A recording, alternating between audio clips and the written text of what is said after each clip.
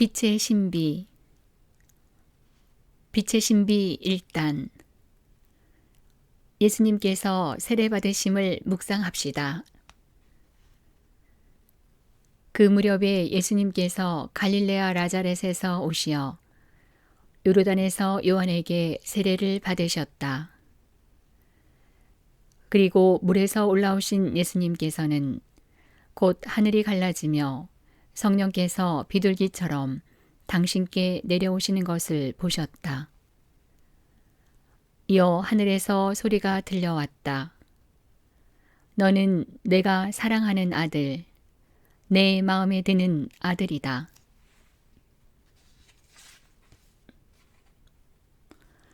새로운 삶 살기. 세례를 받는다는 것은 마르지 않는 생명의 샘안으로 들어간다는 것을 의미합니다. 이 샘에서 솟아나는 참 생명은 이 세상 역사에서 가장 아름다운 사랑의 행위, 곧 예수님의 죽음으로 마련된 것입니다. 우리는 그 사랑에 힘입어 새 생명을 누릴 수 있게 되었고, 죄와 죽음의 사악한 소나기에서 벗어나 하느님뿐 아니라 형제 자매들과도 친교를 나누게 되었습니다. 사실 우리는 한계가 있는 나약하고 죄 많은 인간입니다. 그럼에도 우리가 예수님을 따르고 교회 안에 머문다면 성사의 은총에 힘입어 새로운 피조물이 되고 그리스도를 옷 입듯 입을 수 있습니다. 그러므로 우리가 세례 때 받은 그 은총을 매일의 삶 속에서 거듭 충만히 받게 해달라고 마음을 모아 주님께 청합시다. 우리가 서로를 하느님의 참된 자녀로, 예수 그리스도의 참된 형제 자매로, 교회의 참된 일원으로 만날 수 있기를 기원합니다. 프란치스코 교황 2014년 1월 8일 일반 아련 때 설교에서. 빛의 신비 2단. 예수님께서 카나에서 첫 기적을 행하심을 묵상합시다. 사흘째 되는 날 갈릴레아 카나에서 혼인잔치가 있었는데 예수님의 어머니도 거기에 계셨다. 예수님도 제자들과 함께 그 혼인잔치에 초대를 받으셨다. 그런데 포도주가 떨어지자 예수님의 어머니가 예수님께 포도주가 없구나 하였다.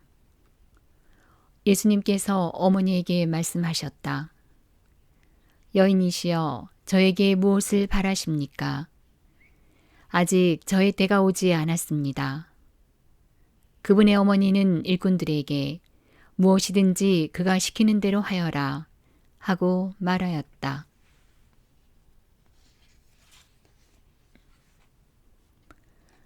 우리의 가정 안에 함께 하시는 하느님.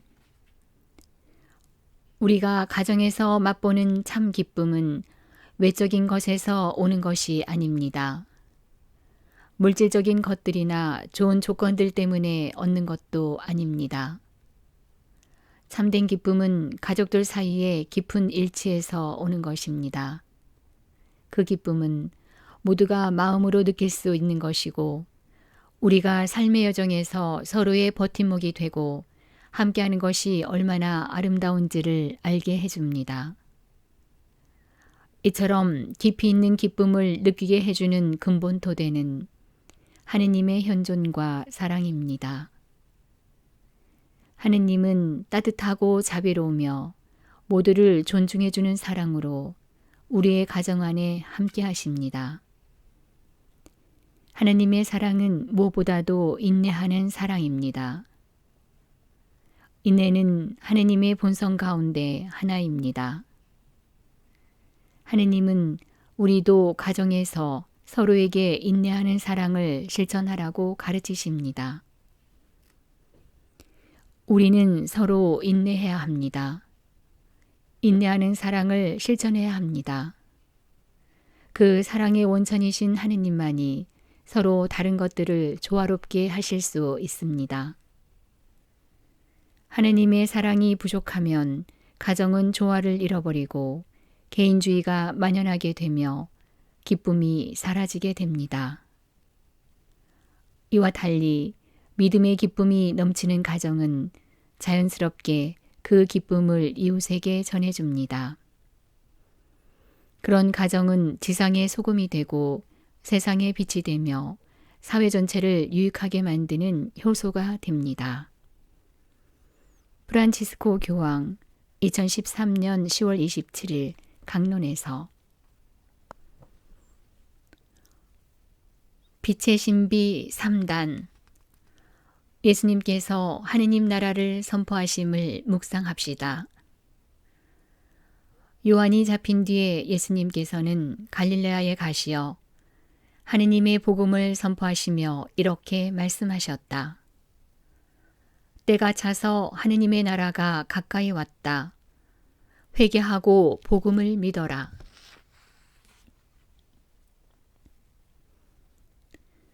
하느님의 구원에서 배제된 이는 아무도 없습니다. 예수님은 우리에게 당신이 가져오신 기쁜 소식이 인류의 일부만을 위한 것이 아니고 모든 이에게 전해주어야 할 것이라고 가르치셨습니다. 복음은 그 소식을 기다리는 모든 이에게 선포되어야 하는 것입니다. 더 나아가 그 소식에 대해 전혀 기대하지도 않고 궁금해하거나 들어보고 싶은 마음이 전혀 없는 이들에게도 선포되어야 하는 것입니다. 예수님은 우리에게 하느님의 구원에서 배제된 이는 아무도 없다고 가르치셨습니다. 오히려 하느님은 구원 사업을 세상의 변두리에서 가장 뒤처진 이들에게서 시작하여 모든 이에게 확대해 나가는 방식을 선호하십니다. 예수님은 우리에게 당신과 함께 가자고 하느님 나라를 위해 당신과 함께 일하자고 초대하십니다. 우리를 바라보고 부르시는 예수님께 응답하고 그분을 따라 나섭시다. 그리하여 복음의 기쁨이 땅 끝까지 다다르고 복음의 빛이 이 세상 변두리 곳곳에 퍼져나가게 합시다. 프란치스코 교황 2014년 1월 26일 3종 기도 때 설교에서 빛의 신비 4단 예수님께서 거룩하게 변모하심을 묵상합시다. 이 말씀을 하시고 8회쯤 되었을 때 예수님께서 베드로와 요한과 야고보를 데리고 기도하시러 산에 오르셨다. 예수님께서 기도하시는데 그 얼굴 모습이 달라지고 의복은 하얗게 번쩍였다. 구름이 일더니 그들을 덮었다. 그들이 구름 속으로 들어가자 제자들은 그만 겁이 났다. 이어 구름 속에서 이는 내가 선택한 아들이니 너희는 그의 말을 들어라 하는 소리가 났다. 예수님은 살아계십니다. 우리는 부활을 체험했습니다. 예수님이 우리에게 부활의 문을 열어주셨기 때문입니다. 부활은 우리의 몸이 변화하고 변모하는 사건입니다. 이런 변화와 변모는 예수님과 관계를 맺고 사는 우리의 삶 안에서 준비됩니다. 예수님과 관계 맺는 삶은 7가지 성사, 특히 성체 성사를 통해 이루어집니다. 현세에서 예수님의 살과 피로 양육된 우리는 장차 그분처럼 그분과 함께 그분을 통해 부활할 것입니다. 예수님은 죽음 이전에 지니셨던 그 몸으로 다시 살아나셨지만 지상의 삶으로 되돌아가지는 않으셨습니다. 그처럼 우리도 우리의 몸으로 다시 살아날 것입니다. 하지만 우리의 부활한 몸은 지금과 같은 지상적인 것이 아니라 예수님처럼 영광스럽게 변모된 몸일 것입니다. 우리는 예수님이 부활하셨다는 것과 그분이 지금도 살아계시다는 것을 믿습니다. 예수님은 당신 부활의 권능으로 우리 모두를 다시 살리실 것입니다. 프란치스코 교황 2013년 12월 4일 일반 아련 때 설교에서 빛의 신비 5단 예수님께서 성체 성사를 세우심을 묵상합시다. 예수님께서는 또 빵을 들고 감사를 드리신 다음 그것을 떼어 사도들에게 주시며 말씀하셨다. 이는 너희를 위하여 내어주는 내 몸이다. 너희는 나를 기억하여 이를 행하여라. 또 만찬을 드신 뒤에 같은 방식으로 잔을 들어 말씀하셨다. 이 잔은 너희를 위하여 흘리는 내 피로 맺는 새 계약이다.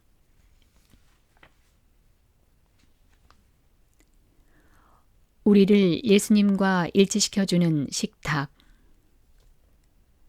최후의 만찬 때 예수님이 하신 행동은 아버지의 사랑과 자비에 대해 지극한 감사를 표현하신 것이었습니다.